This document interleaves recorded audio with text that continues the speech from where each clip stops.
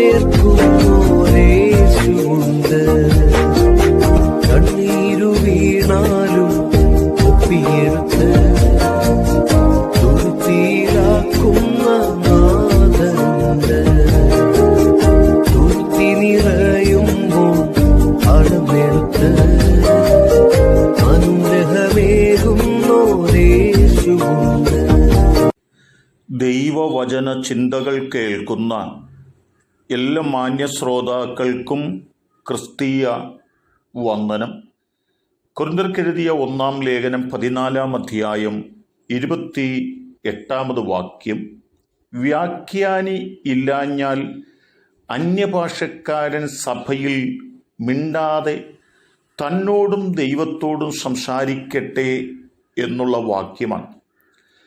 ഈ വാക്കിനുള്ളിൽ പൗലോസ് ഓർമ്മപ്പെടുത്തുന്നത് ദൈവത്തിൻ്റെ സൃഷ്ടിയായ മനുഷ്യന് ദൈവത്തോടുള്ള ബന്ധത്തിൻ്റെ ആഴങ്ങളെക്കുറിച്ച് ഓർമ്മപ്പെടുത്തുകയാണ്.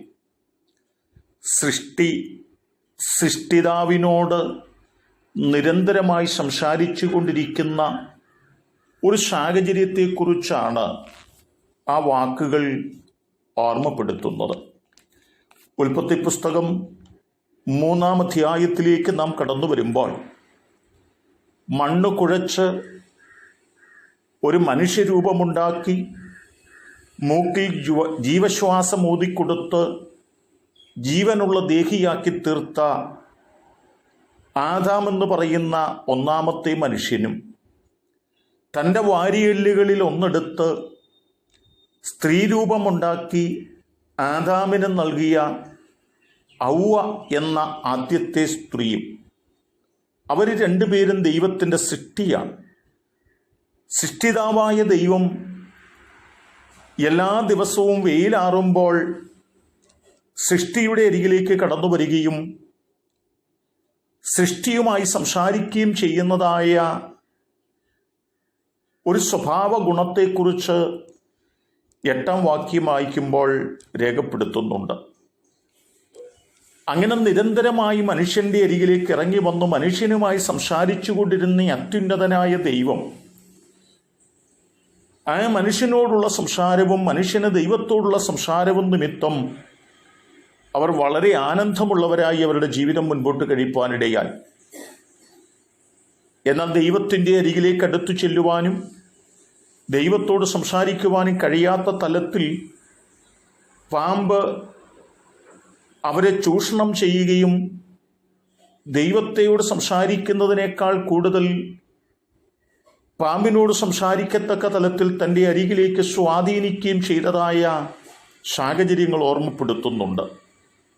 തൽഫലമായിട്ട് ആദമിനും ഔവയ്ക്കും യഹോവയായ ദൈവത്തോട് സംസാരിപ്പാനായിട്ട് കഴിയാത്തവരായി തീരുകയും എന്നേക്കുമായി ദൈവത്തിങ്കൽ നിന്ന് അകന്നു പോകുന്നതിന് കാരണമായി തീരുകയും ചെയ്തു എന്ന വാർത്തയാണ് ഉൽപ്പത്തി പുസ്തകം 3-ാം അധ്യായത്തിൽ രേഖപ്പെടുത്തുന്നത്.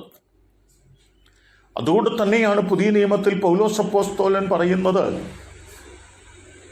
നിങ്ങളെക്കുറിച്ച് ആരൊക്കെ എന്തൊക്കെ പറയുന്നു എങ്കിലും നിങ്ങൾ സംസാരിക്കുന്നതായ വാക്കുകളെ കോട്ടിക്കളയാൻ പരിശ്രമിക്കുന്നെങ്കിലും ഒന്നും നിങ്ങൾ നിരാശപ്പെടുകയല്ല, മറിച്ച് തന്നോടും ദൈവത്തോടും സംസാരിക്കുന്നവരായി നിങ്ങൾ തീരുമ്പോൾ അത് ദൈവസാന്നിധ്യത്തിൻ്റെ ആഴങ്ങൾ നിങ്ങളുടെ ജീവിതത്തിനകത്ത് അനുഭവിച്ചറിയുന്നതിനും ആ സന്തോഷത്തിലും ആനന്ദത്തിലും നിങ്ങളുടെ ജീവിതം മുൻപോട്ട് കഴിക്കുന്നതിനും അത് കാരണമായി തീരുമെന്ന് തിരിച്ചറിഞ്ഞുകൊണ്ട് നിങ്ങൾ നിരന്തരം ദൈവത്തോട് സംസാരിക്കുന്നവരായി തീരുവാൻ ഉത്സാഹിക്കണമെന്നും ഓർമ്മപ്പെടുത്തുകയാണ്.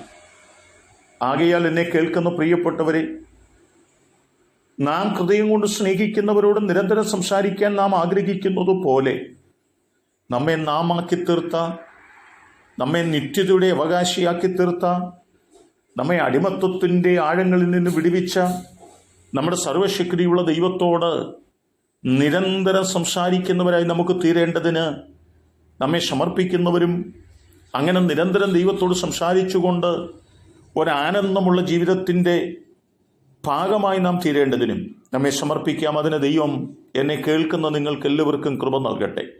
കരുണയുള്ള ദൈവമേ, നല്ല കർത്താവേ, ഞങ്ങളെല്ലാ ദിവസങ്ങളും ഞങ്ങളുടെ സൃഷ്ടിതാവായ ദൈവത്തോട് സംസാരിക്കുന്നവരായി തീരുവാൻ ഞങ്ങളെ സഹായിക്കണമേ.